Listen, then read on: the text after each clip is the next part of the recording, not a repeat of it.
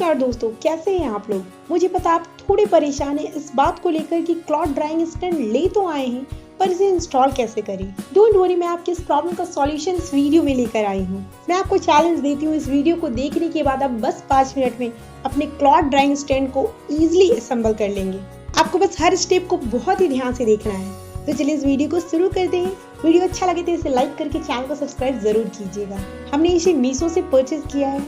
जब आप इसकी अनबॉक्सिंग करेंगे तो आपको कौन कौन से पार्ट्स मिलेंगे, चलिए देखते हैं। क्लॉथ स्टैंड के पार्ट्स के साथ आपको एक इंस्टॉलेशन ड्राइंग भी दी जाती है ताकि आपको स्टैंड को इंस्टॉल करने में कन्वीनियंट हो, आप उसे फॉलो करके इजीली इंस्टॉल कर पाएं। इसमें 2 बेस पार्ट दिए गए हैं। टोटल 30 पाइप्स हैं। कुछ पाइप के साइज बड़े हैं, कुछ पाइप के साइज छोटे हैं, कुछ मोटे हैं और कुछ पतले हैं। कौन से पाइप कहाँ यूज होंगे ये जब आप स्टैंड को इंस्टॉल करेंगे तो समझ जाएंगे। इसमें 6 डबल कनेक्टर्स भी दिए गए हैं, 6 ट्रे पार्ट्स हैं, 7 नट बोल्ट्स हैं, 4 एडिशनल पार्ट्स हैं और 8 एल्बो कनेक्टर्स हैं। इसे इंस्टॉल करने के लिए सबसे पहले दोनों बेस पार्ट को लेंगे और दोनों बेस पार्ट के साइड में 2 होल्स दिए गए हैं, उसमें 2 लंबे पाइप्स को डालेंगे। जैसा कि आप वीडियो में देख रहे हैं, बेस पार्ट्स के ऊपर में भी 2 होल्स दिए गए हैं। अब इन चारों होल्स में पाइप डालेंगे। अगर आप इस बात को लेकर कंफ्यूज हो रहे हैं कि कौन से पाइप को कहाँ यूज करना है तो इसे लेकर बिल्कुल वरी ना हो, क्योंकि अगर आप गलत पाइप यूज करेंगे तो वो होल में फिक्स होंगे ही नहीं। इसके बाद बारी आती है पाइप के ऊपर डबल कनेक्टर को फिक्स करने की। दोनों साइड की पाइप में डबल कनेक्टर को लगाते समय इस बात का ध्यान जरूर रखना है आपको।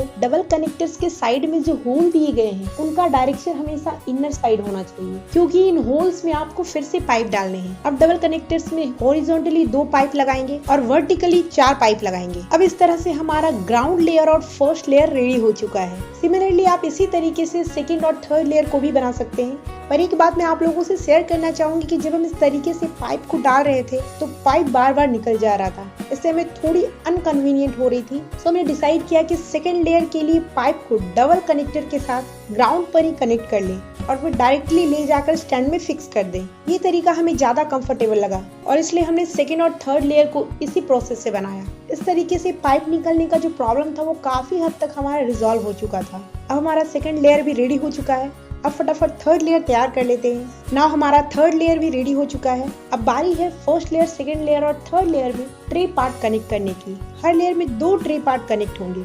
हर लेयर में जो 2 एल्बो कनेक्टर्स हैं उससे आपको ट्रे पार्ट को फिक्स करना है।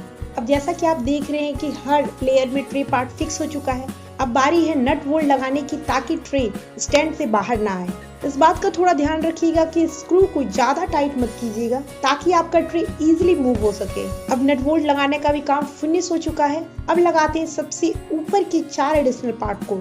आप देख सकते हैं कि एडिशनल पार्ट में बहुत सारे होल्स दिए गए हैं ताकि आप कपड़े को हैंगर की हेल्प से हैंग करके आराम से सुखा सकते हैं। बात अगर ट्रे पार्ट की करें तो स्पेशली ये मुझे बहुत ज्यादा पसंद आया क्योंकि ये स्पेस बिल्कुल नहीं लेता है। आपको जब कपड़ा ड्राई करना है तो आप इसे पुश कीजिए तो ये फिक्स हो जाएगा और कपड़ा ड्राई करने के बाद जब आप इसे पुल करेंगे या फिर खींचेंगे तो ये डाउन आ जाएगा। इस तरह से ये बिल्कुल भी आपका स्पेस ऑक्यूपाई नहीं करेगा। अब बारी है 4th लेयर को ऐड करने की। तो मैं आपको सजेस्ट करूंगी आप 4th लेयर को ग्राउंड पर ही रेडी कर लीजिए, क्योंकि अब आपके स्टैंड की हाइट काफी हो गई है और वहाँ पर पाइप को कनेक्ट करना थोड़ा डिफिकल्ट होगा आपके लिए। अब आप इस तरह से आराम से ग्राउंड पर बैठकर एल्बो कनेक्टर्स के साथ पाइप को कनेक्ट कर लीजिए और फिर इस तरह से दोनों साइड से इसे फिक्स कर दीजिए। तो हम लोग जब ये प्रोसेस कर रहे थे तो पाइप निकल जा रही थी, पर फाइनली हमने फिक्स कर लिया। हमें 4th लेयर का कोई नीड नहीं था। हम बस आपको दिखाने के लिए 4th लेयर को कनेक्ट किए थे। उसके बाद हमने उसे हटा कर रख दिया। अगर आपकी फैमिली बड़ी है तो आप इसे यूज कीजिए, अदरवाइज आप इसे हटा सकते हैं। अब फाइनली हमारा स्टैंड बनकर रेडी है।